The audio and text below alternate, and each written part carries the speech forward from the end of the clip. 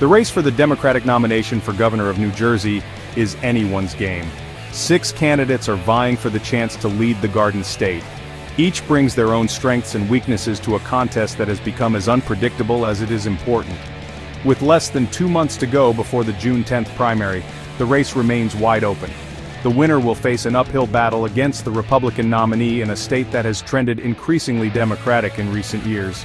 The candidates and their campaigns are crisscrossing the state, trying to break through the noise and connect with voters. The issues are complex and the stakes are high. Voters are grappling with concerns about the economy, education, and the environment. They are also looking for a leader who can unite the state after a period of deep division. This is a pivotal moment for New Jersey. The decisions made in the coming months will have a profound impact on the state's future. The outcome of the Democratic primary will be a major factor in determining the direction of the state. Representative Mikie Sherrill is widely seen as the front-runner in the race.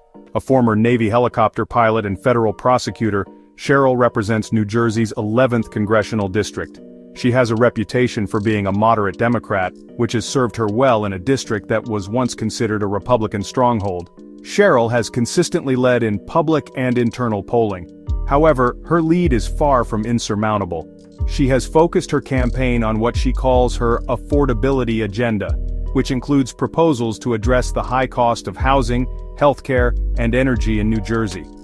Sherrill has also made online safety a key part of her platform, frequently highlighting her experience as a mother of 4 young children. Sherrill's campaign has benefited from a strong field operation and endorsements from most of the North Jersey County parties, giving her a significant advantage in terms of organization and get-out-the-vote efforts. However, she has faced criticism from some progressives who argue that she is too moderate. While Sherrill may be the perceived frontrunner, her 5 opponents are all formidable in their own right. Each has carved out a distinct lane in the race, hoping to catch fire in the final weeks before the primary. Stephen Fulop, the mayor of Jersey City, is running as an anti-establishment outsider. He has touted his record of economic development and progressive policy achievements in Jersey City, frequently criticizing Sherrill as the machine candidate and arguing that she is too beholden to special interests. Fulop has released a series of detailed policy proposals covering a wide range of issues, from affordable housing to climate change. He has also made political reform a central theme of his campaign.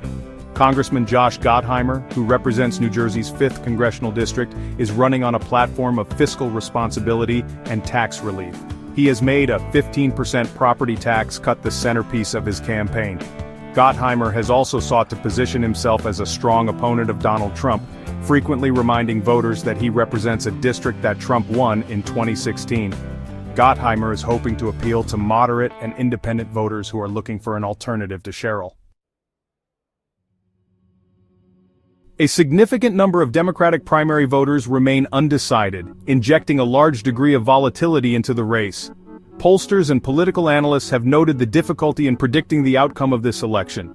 Many voters are just beginning to tune into the race, making it hard to gauge the effectiveness of the candidates' messages and strategies.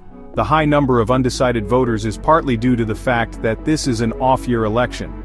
Turnout in these elections is typically lower than in presidential election years, making it more difficult to predict which voters will ultimately cast ballots. The candidates are all working to identify and mobilize their base of support, while also trying to persuade undecided voters to back their campaigns. The large number of undecided voters also suggests that many voters are still weighing their options and are not yet convinced that any one candidate is the best choice to be the next governor of New Jersey. The remaining weeks of the campaign will be crucial for the candidates to make their case to voters. Section 5. The end of the line. Adding to the uncertainty surrounding the race is the elimination of the county line ballot system. This system, which was ruled unconstitutional in 2024, allowed county party leaders to award preferential ballot placement to their chosen candidates. This often gave these candidates a significant advantage in primaries. With the elimination of the county line, candidates will have to rely on more traditional organizing and outreach efforts to reach voters. The demise of the county line system is seen as a blow to the party establishment. It levels the playing field for challengers and outsiders. It remains to be seen how this will impact the outcome of the Democratic primary.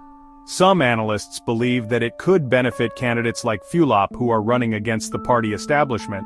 Others argue that it will make it more difficult for any one candidate to consolidate support. This change to the electoral process is just one of many factors that makes the 2025 New Jersey gubernatorial race so unpredictable. Section 6. Common ground, different approaches. While the candidates have different backgrounds and experiences, there is broad agreement on many of the key issues facing New Jersey. All of the candidates have expressed support for policies to address the high cost of living in the state. They have also all pledged to make New Jersey a leader in the fight against climate change. However, there are also significant differences between the candidates on a number of issues. For example, the candidates have different approaches to addressing the state's property tax crisis. Gottheimer has made his proposed 15% property tax cut the centerpiece of his campaign. Other candidates have argued that this would lead to cuts in essential services. They have proposed more targeted forms of property tax relief. The candidates have also staked out different positions on issues such as affordable housing, education funding, and transportation infrastructure. These differences highlight the diversity of views within the Democratic Party. They also provide voters with a clear choice in the primary. Section 7. The shadow of Trump. The specter of former President Donald Trump looms large over the race. While Trump is not on the ballot, his presidency continues to shape the political landscape in New Jersey. All of the Democratic candidates have been sharply critical of Trump and his policies. They have pledged to pursue a progressive agenda if elected. The ability to position oneself as a strong opponent of Trump is seen as a potential advantage in the Democratic primary. Many Democratic voters are still angry about Trump's presidency. They are looking for a candidate who will stand up to him and his allies. Gottheimer, in particular, has sought to make opposition to Trump a central theme of his campaign.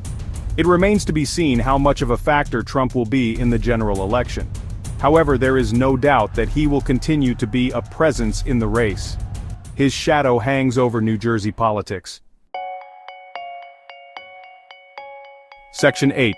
The money game.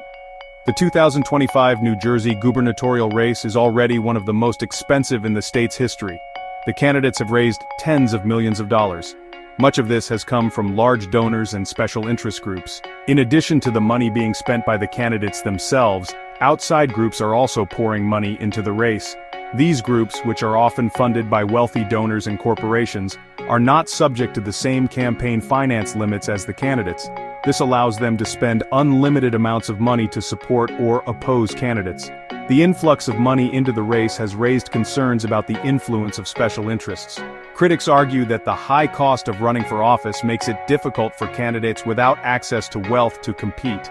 They warn that this gives wealthy donors and special interests an outsized influence on elections. Section 9. A race to the finish. The Democratic primary for governor of New Jersey is shaping up to be one of the most competitive and closely watched races in the country. With less than 2 months to go before the election, the race remains wide open. No clear frontrunner has emerged. Any of the 6 candidates could win. The outcome of the race will depend on a number of factors. These include the ability of the candidates to get their voters to the polls, the impact of the elimination of the county line ballot system, and the role of outside spending. The race is also a test of the strength of the progressive and moderate wings of the Democratic Party. The eyes of the nation will be on New Jersey on June 10th. The results of the Democratic primary will have major implications for the 2026 midterm elections. It will also send a message about the direction of the Democratic Party.